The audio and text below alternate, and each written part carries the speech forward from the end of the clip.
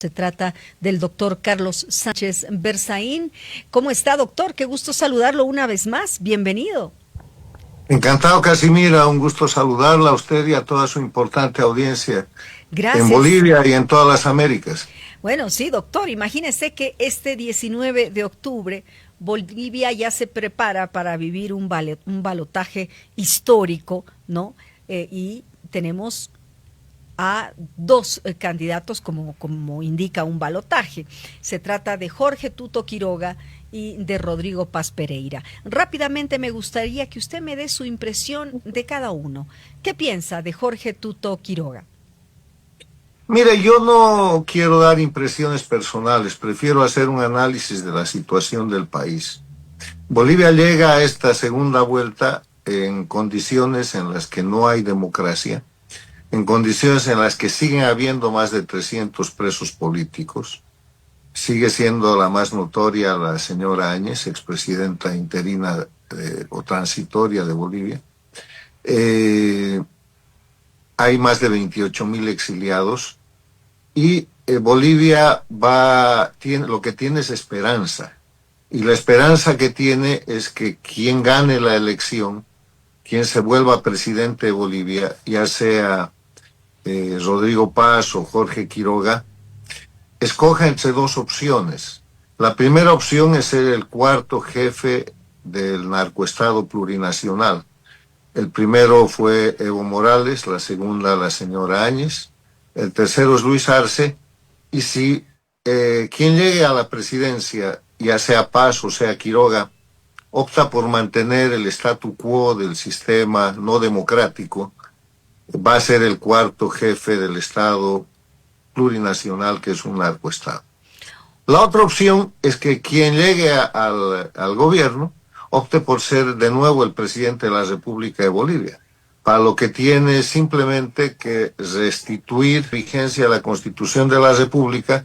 Es el camino más difícil, no es fácil, es el camino en el cual van a encontrar toda la oposición del crimen, del narcoestado y de la gente que busca impunidad para tratar de mantener sus privilegios. Bien, doctor, yo creo que usted hablaba de esperanza hace un momento. ¿Dará Sí. esperanza el hecho de que el gobierno de Estados Unidos, incluyendo lógicamente al presidente Donald Trump, que ha mencionado a Bolivia en su estrategia de sumar socios en el continente americano, ¿no? Porque los dos candidatos, tanto Tuto Quiroga como Rodrigo Paz, pretenden fortalecer relaciones con ese país, sobre todo Jorge Tuto Quiroga, que ha hecho mención con el Fondo Monetario Internacional, etcétera. Esto digo, esperanza, porque se puede traer dinero, que es lo que necesita Bolivia en este momento para salir adelante. Se necesitan dólares, doctor. Lo que se necesita es retornar a la institucionalidad democrática. Le voy a poner un ejemplo. Si usted revisa lo que llaman Constitución del Estado Plurinacional, la invito a leer el artículo 320 y el artículo 321. Con esa disposición, entre comillas, constitucional, es imposible cualquier inversión externa en Bolivia, porque lo que hace es someter a la inversión externa al sistema de justicia boliviana y hacerlos renunciar a cualquier reclamación diplomática. Nadie en su sano juicio invierte $1 con esas normas en Bolivia. Si usted sigue revisando la legislación del Estado plurinacional, del narcoestado, es una legislación destinada a proteger el narcotráfico, a proteger la impunidad y a proteger un sistema que no tiene transparencia, que no protege la propiedad privada, que no protege la inversión privada y que está destinada a la permanente confiscación. Entonces, la esperanza consiste en que quien llegue escoja primero en ser presidente de la República de Bolivia y no ser el jefe del narcoestado plurinacional. Eso supone, lo primero, Debe ver el cambiar tema de la Constitución. la estructura jurídica. Cuando usted cambia la estructura jurídica, entonces tiene una base para el sistema económico. No, seguro. Pero sabe, doctor, ya el hecho de que después de tantos años Estados Unidos mencione a Bolivia y en algo positivo, trae pues una esperanza, ¿no? O sea, La porque esperanza, antes estábamos olvidados, mire, tenemos la sensación de que Bolivia está así, ¿no? Aislada del mundo. bueno, Bolivia se ha convertido en el país que no existe, porque es un satélite del sistema dictatorial de crimen organizado de Cuba y Venezuela. Pero la mención que ha hecho ayer el presidente Trump, el presidente de los Estados Unidos, y la que ha hecho el secretario de Estado, Marcos Rubio, es una mención muy importante si usted toma en cuenta lo siguiente. Primero, Estados Unidos ha cambiado su política internacional con el presidente Trump, y la ha cambiado en el sentido de garantizar su seguridad nacional e identificar las agresiones que vienen de afuera. Y la principal agresión que sufre Estados Unidos es una agresión que tiene que ver con el crimen organizado transnacional y el narcoterrorismo en las Américas. Y el principal grupo narcoterrorista que ha sido identificado es el cartel de los Soles. Y el cartel de los Soles es el grupo que detenta el poder en Venezuela con Maduro, Diosdado Cabello, bajo el mando de Cuba. Y son los principales aliados que sostienen el régimen boliviano.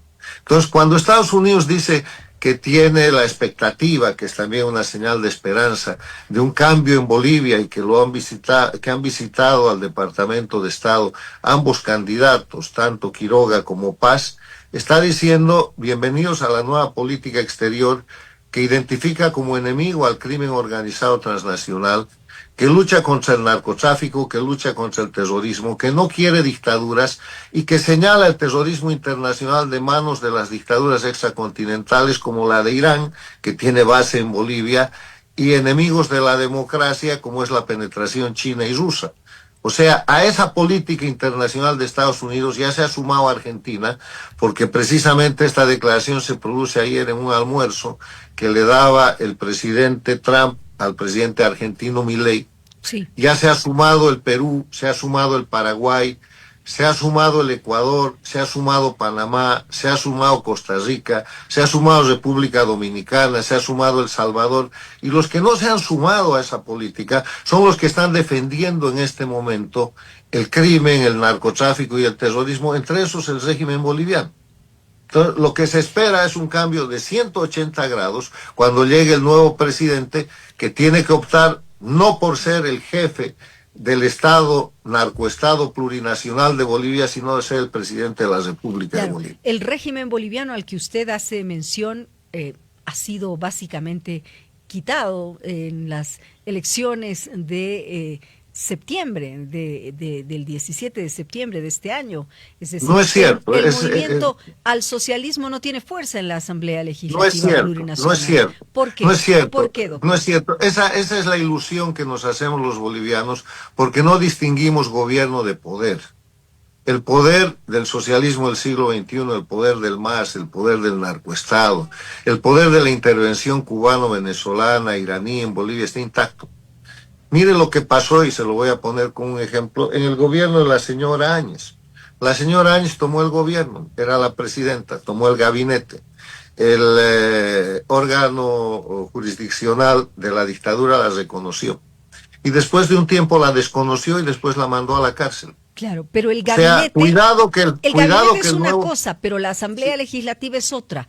No la importa, Asamblea cuidado. Legislativa estaba representada por, hay que decirlo, ¿no? Por otras personas. Bueno, si usted me permite, una cosa es el gobierno y otra cosa es el poder. El presidente que llegue puede tener control sobre el gabinete y puede tener control sobre parte del poder legislativo. Pero todo el poder judicial, la constitución del Estado plurinacional es un instrumento delictivo. Si mantiene eso, nunca habrá tenido el poder, y el socialismo del siglo XXI lo socavará y lo terminará. O sea, el presidente que llegue, al hacerse presidente de la República de Bolivia, tiene que trabajar para recuperar el poder. El poder en Bolivia hoy día. ¿Y qué quiere decir poder? ¿Quién maneja? Usted estaba denunciando el tema de una corrupción en hidrocarburos. ¿Quién maneja el tema de la minería? ¿Quién maneja el tema de la seguridad? ¿Quién maneja el tema del narcotráfico? ¿Quién maneja la justicia en Bolivia? La única manera de cesar esta justicia es restituir la Constitución de la República. No se olvide que Evo Morales para terminar con las instituciones democráticas, se inventó el Estado plurinacional y el día que promulgó su llamada Constitución, lo hizo cesando a todas las autoridades de la Corte Suprema de Justicia, del Tribunal Constitucional, de la Corte Nacional Electoral, del Consejo de la Judicatura, cambiándole simplemente el nombre de los organismos y votando a toda esa gente. Entonces, distingamos lo que es el gobierno del poder. Dudo mucho que que el presidente electo el próximo domingo, si opta por el continuismo en el tema de ser el jefe del Estado plurinacional, tenga siquiera el gobierno completo. Para recuperar el poder, que quiere decir libertad, democracia, independencia, soberanía en el ámbito internacional, solo hay un camino, y no es el hecho de que en la anterior elección, porque quedaron dos candidatos que no son del MAS, para la segunda vuelta esto ya se haya terminado. Le quiero recordar que los 8 candidatos que estaban en la lista de candidatos que fueron a esa elección, fueron los que la dictadura aceptó, porque hubieron otros a los que vetaron. Y los 2 que han quedado navegaban hasta ese entonces bajo la aquiescencia del sistema dictatorial. Lo que tienen que hacer es renegar de todo el pasado, y es por eso que es una pena que esta campaña de la segunda vuelta se haya limitado a una guerra sucia para decir quién le servía más a Evo Morales o a la dictadura. Eso no es lo importante, en vez de centrarse en el tema de cómo van a superar esa dictadura de la que hubo un nivel indeterminado de tolerancia y de complicidad que tendrán que dejar en el pasado. Claro, o sea, el tema no está arreglado, el tema no es una varita mágica que usted toque y dijo, ya hubieron elecciones. Por supuesto que no. El sistema tiene más de 20 años y nace con el golpe de Estado, que precisamente este viernes va a cumplir 22 años, que es el del 17 de octubre del 2003, cuando derrocaron al presidente constitucional e hicieron al día siguiente la agenda de octubre, que ¿qué decía? Constituyente, y liquidaron la república. Nacionalización del gas y terminaron con la riqueza del gas. Hoy día Bolivia no tiene gas. Legalización del cultivo de coca y hicieron de Bolivia un narcoestado. Y persecución del gobierno que habían derrocado y terminaron con la democracia. Entonces, tienen lo que quieren, y romper esa estructura es algo muy importante para lo que es necesario un gobierno fuerte, que espero que sea el próximo gobierno. Claro, como usted dice, una varita mágica no va a solucionar los problemas de la noche a la mañana. Si hay un cambio a la constitución política del Estado, hay que empezar por todo. No se llama cambio, se llama restitución, porque la constitución que rige hoy día es nula. O sea, no hay que seguir un procedimiento de cambio. Se cambia lo que es legal, no se cambia lo que es nulo. La constitución del Estado plurinacional es una cuestión criminosa, es una cuestión impuesta con masacres y con falsificaciones al pueblo boliviano. Recuerden nomás de todo el proceso del 2008. Sí. Restitución, como usted dice, de la constitución política del Estado. Lógicamente, si lo quieren hacer, esto va a tomar bastante tiempo, pero lo que Bolivia necesita en este momento también es ver la parte económica. No hay gasolina, no hay dólar, no hay nada. Doctor Berzaín, seguramente usted está tan anoticiado porque está permanentemente viendo la información. Sin embargo, usted que conoce a ambos candidatos o que seguramente ha tenido oportunidad de escuchar sus propuestas, ¿cuál de los dos se acercará más para solucionar el tema económico? ¿Cuál será, aunque es difícil poner ese ejemplo, ¿no?, el que se acerque más a un doctor Paz Estenssoro? Mire, está usted partiendo de un concepto marxista que es equívoco. El concepto marxista dice que la infraestructura económica determina la superestructura política y social. En este caso, la estructura institucional del país ha sido destrozada. Y lo primero que tiene que hacer es restituir la estructura institucional, que es la estructura de la Constitución de la República. Cuando eso pasa, usted va a tener condiciones económicas, incluso de rehabilitar al país como sujeto de crédito y como sujeto de inversión. No, le entiendo. Yo sé que Bolivia hoy día vive una emergencia. No hay gas, no hay gasolina, no hay diésel, no hay dólares, un poco más y no va a haber alimento. van a tener que implementar cualquiera de los dos que llegue un plan de emergencia. Y Bolivia no tiene reservas y Bolivia no tiene oro. Entonces, ¿de dónde va a salir el dinero? Del único lugar con el cual ahora el régimen está sosteniendo el mantenimiento del Estado. Y son los fondos de pensiones. La gestora ha sido creada para malversar los recursos que son propiedad privada de los jubilados y de los trabajadores activos del pueblo boliviano. Ya se han gastado cerca de 14.000 millones de dólares y quedan como 13.000 millones más ahí. No hay otro recurso en el país que no sea el crédito externo, que no está habilitado, para que el presidente que llegue pueda crear un fondo de emergencia que le permita volverle a dar al país gasolina, diésel y algún sistema de atención financiera que permita, hasta que tome medidas económicas, llenar los surtidores de gasolina la próxima semana o la subsiguiente semana. No hay. Lo que tiene que pasar en Bolivia es una medida de shock. Y la medida de shock consiste en reponer la Constitución, en perseguir al crimen que ha estado en el poder, se llama no impunidad, en anular todos los decretos de amnistía que se han firmado y dictar un conjunto de medidas económicas que restituyan la confianza en el país, saliendo a buscar al exterior un fondo de soporte. Y en el exterior solamente le van a dar y le van a creer ese fondo de soporte si usted ha hecho las tres primeras cosas, y la señal de ayer desde Washington, desde la Casa Blanca, va en ese rumbo.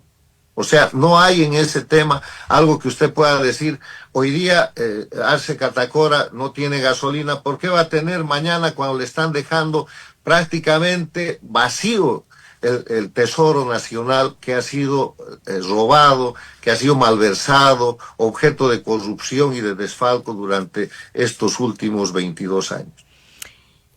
Cuando se trata, imagino yo, y entiendo su posición, doctor, ¿no? Difícilmente en este momento Bolivia puede poner algo que pueda a un organismo internacional darle la confianza, porque no tenemos ni oro, bien lo decía usted. Y el Banco Central de Bolivia está básicamente en cero con el oro. Pero digo, al ver un país como el nuestro que está queriendo salir adelante, que es un cambio, que yo lo quiero entender así, que es un cambio de estos 20 años, porque vienen otras personas que no pertenecen a estos 20 años. ¿O usted cree que alguno de los candidatos ha pertenecido a estos 20 años de gobierno?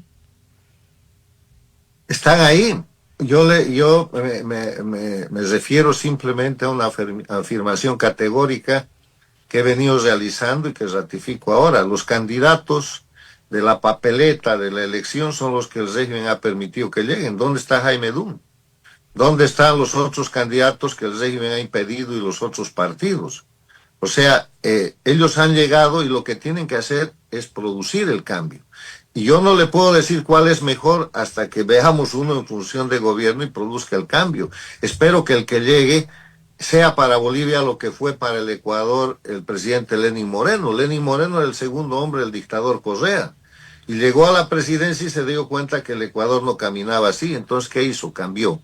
Justicia independiente, lucha contra el narcotráfico, apertura económica, y llevó adelante una lucha que le costó 5 intentos de asesinato, 4 golpes de Estado, tuvo que sacar su sede de gobierno de Quito a Guayaquil, pero terminó el periodo haciendo una elección libre y limpia que permitió que Guillermo Lasso llegue al poder. No fue una gestión para nada fácil, pero es la gestión que ha permitido que el Ecuador sea el único país hasta ahora, en este siglo, de salir de las dictaduras del socialismo del siglo XXI. Eso es lo que está esperando Bolivia. Ahora, usted no es fácil decir este es mejor que el otro, porque estamos todavía en un sistema dictatorial que no se ha borrado.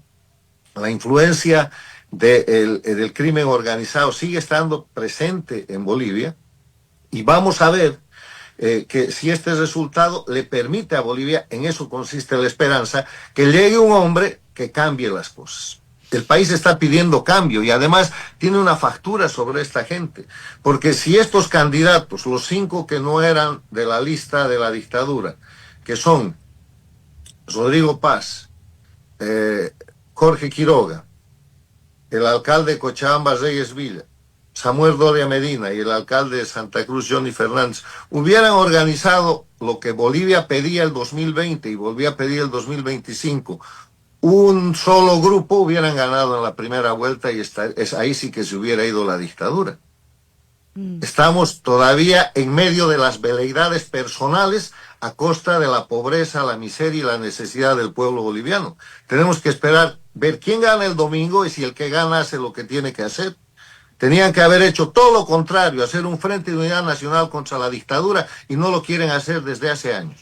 Me imagino que en la Asamblea Legislativa Plurinacional tengo la esperanza. Esa palabra tiene que quedarse en nosotros. En la Asamblea Legislativa por favor, me rectifico, una vez que lleguen al poder, ya sea uno u otro, se van a tener que unir, ¿no? Bueno, así, ver, en campaña política razonando, es difícil. Casimira, ¿qué era lo que pedía Bolivia el 2020 no, claro. después de que salió Evo Morales y la señora Áñez fue presidenta interina? Pedía un bloque de unidad que le hubiera ganado a la dictadura y el 2020 ya hubiéramos hecho una transición seria a la democracia. No se pudo, Bolivia tuvo que sufrir 5 años más con Luis Arce y con Evo Morales, que era el dictador, que es en verdad el dictador en jefe, y hemos llegado a la elección del 2025. Y en la elección del 2025, en diciembre del año pasado, este grupo de líderes locales tenía que haber acordado un frente único, incluso lo intentaron y después se dividió. Hoy día, ¿qué estamos viendo? El resultado de un esfuerzo adicional, de una confrontación además sucia, la guerra sucia entre los dos candidatos, que no han sido capaces, junto con los otros tantos, de presentarle a Bolivia lo que Bolivia quiere, que es un frente de unidad nacional. Ojalá cuando uno de los dos gane, venga un gobierno, que eso se necesita, de unidad nacional fuerte, sólido, con la visión de que hay que sacar a Bolivia de la dictadura, del narcoestado, y hay que devolverle condición económica, primero de estabilidad y luego de desarrollo, porque Bolivia ha retrocedido 40 años. No, con seguridad. En eso comparto, doctor Sánchez Berzaín, ¿se debería aprender al expresidente Evo Morales? Usted lo acaba de mencionar, el dictador en jefe, es decir, usted también cree que Luis Arce Catacora continúa, si se quiere, de amigo, o continúan hablando, o realmente se han vuelto enemigos como se muestran. Mire, le voy a dar una señal de la guerra entre el dictador en jefe Evo Morales y el dictador en ejercicio Luis Arce. En las últimas semanas ha aparecido un atisbo de lucha contra la corrupción.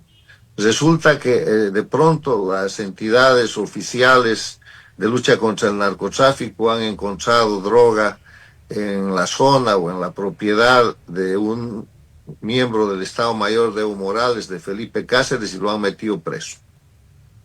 Y en la contraparte, un poco antes, resulta que los hijos o el hijo de Luis Arce había sido un corrupto y han empezado un proceso y se ha dado la fuga.